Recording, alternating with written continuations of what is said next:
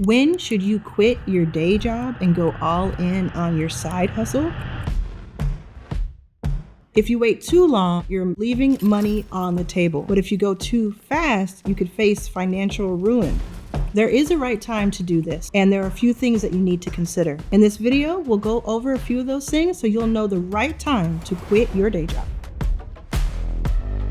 I'm Arlan, and I built a multi-million-dollar venture fund, Backstage Capital, while homeless. I've not only built my own companies, I've helped hundreds of other founders do the same. So let's get into it. In my book, Your First Million, that came out this year, I say that I believe that a lot of people think that they owe it to someone else to stay the course and never pivot and never change their minds in business and in their career. Don't know who this person is that they're thinking about, but it could be their family member, their spouse, their children. It could be a stranger on the internet who they're comparing themselves to. This may be a part of hustle culture, or it could just be something internal where they don't think that they're good enough or they're making good enough decisions. But I believe that you can start to trust your instincts today. If you have a stable career that has insurance and benefits and pays you well, I don't think there's anything wrong to holding on to that for a long time while you figure something else out. I say let your day job be your first investor. So every time you get that paycheck, you're putting a little bit away to exit, a little bit away to work on your side hustle or your exit plan from that job. Your career and traditional jobs are not evil inherently. They're not bad. They're not even boring inherently. It's all about what you make of it. So many people can get an incredible amount of value by working at a major company, meeting people, gaining knowledge and skills, and then transferring that over to their own companies. I think you can actually do both at the same time if you want, using the day job to fuel the side hustle.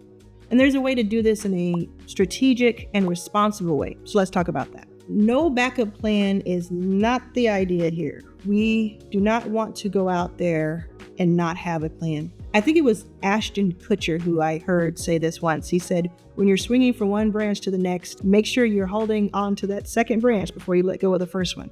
So if you hate your job or if you're ready to leave your job, all good, we can get you out of there.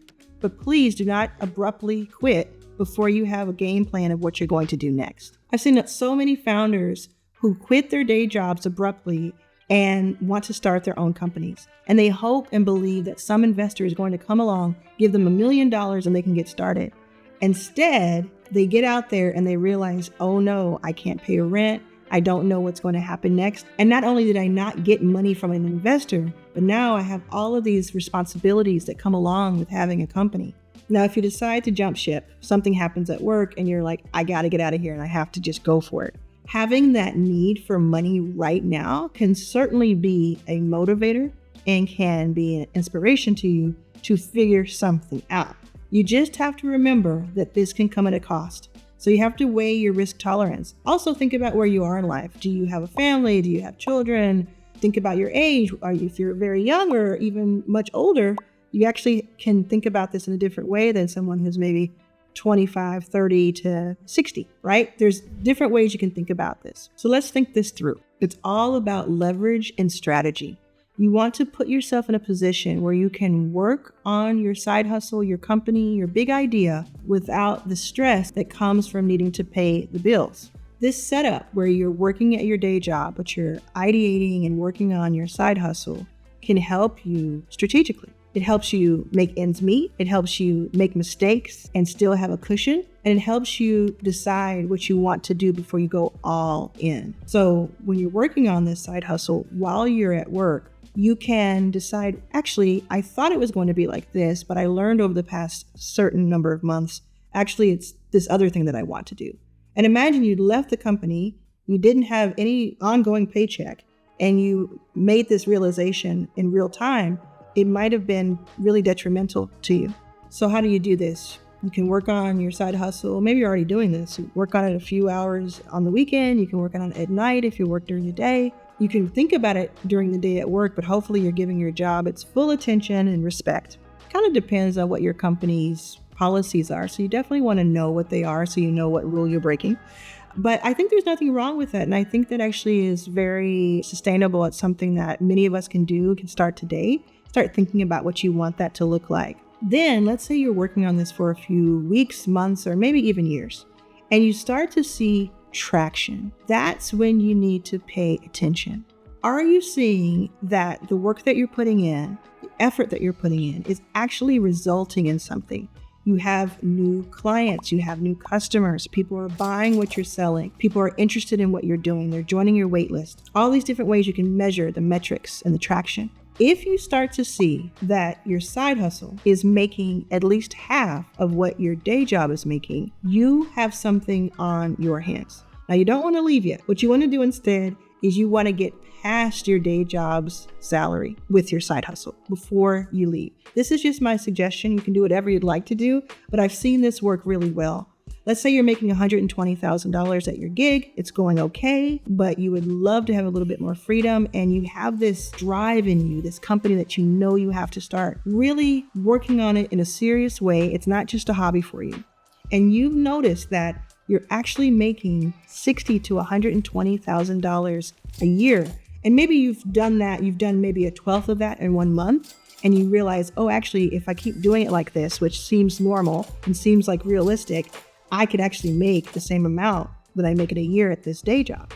When you get to that point, you really start creating your exit plan. If you can get above the 120K with your side hustle, things are really interesting. Because wouldn't you love to make money from your side hustle, doing things for yourself, making your own decisions, working on your own generational wealth building? Like, that would be really cool. Here's something important. Let's take a break really quick. I want you to pay attention to this if you're spacing out a little bit. If you make $120,000 by selling a product and the product costs you $100,000 to produce, you didn't make $120,000. That's not the $120,000 I want you to compare to this. One of the things you can do is choose to work on a digital product or service rather than a physical one, rather than something that costs money to produce each time. So for instance, I've seen this work really well. You can start an online course and you can make 4, 5, 6, and even 7 figures from your online course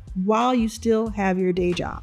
And once you start to see in your online course, which maybe took you several hours, hopefully, because you want it to be quality. It may have taken you a few $100s, maybe a couple $1,000s to produce. Once you do that once, the great thing is you don't have to pour so much more money into it. Now, of course, there's advertising you could do that you could pay for.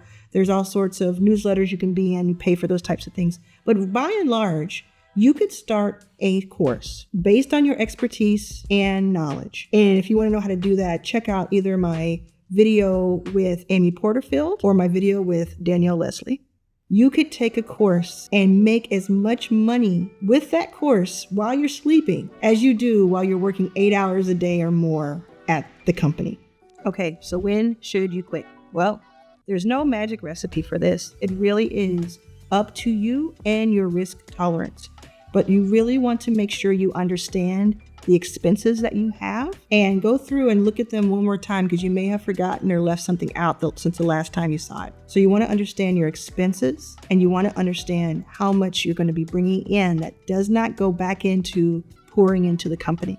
That's a big major factor. It may be that it takes you several months or even years to get to the point where your business income can subsidize your expenses. If you're starting from scratch, or if you're trying to start over, plan out those first 1 to 3 months in business. Again, you're probably going to want to do this while you're at your day job. Just my suggestion. Plot out what does month 1 look like, what does month 2 look like, what does month 3 look like, and have some ability to be flexible there. Because we all know that life is what happens when you're busy making other plans.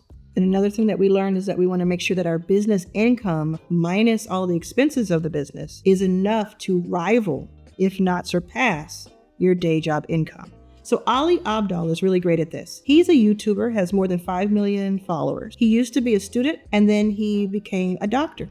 And so he started his channel based on those things. And he was making something like maybe $60,000 to $80,000 US a year as a first-year doctor. And what he found was he didn't really enjoy being a doctor. He enjoyed teaching about it and helping people get into and do well in medical school, but he didn't love working overnight and having to tell people that someone in their family was sick, etc.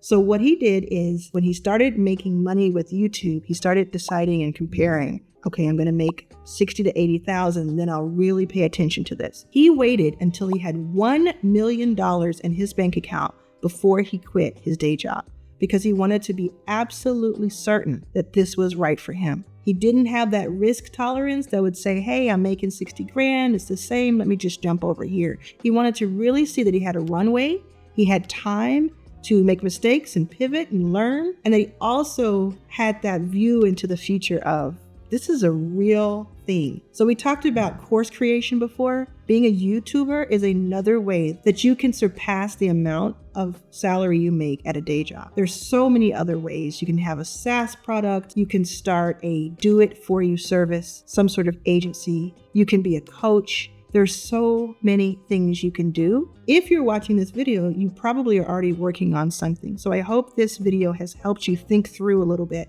and also given you permission not to have everything figured out. It's okay if you get it wrong. It's okay if you stay at your day job a little while longer, but let's think about what is our exit plan? How are we going to go from doing a thing that we're okay with and we kind of like, but it's not really feeding our soul, to having more control of your destiny? How do we get there?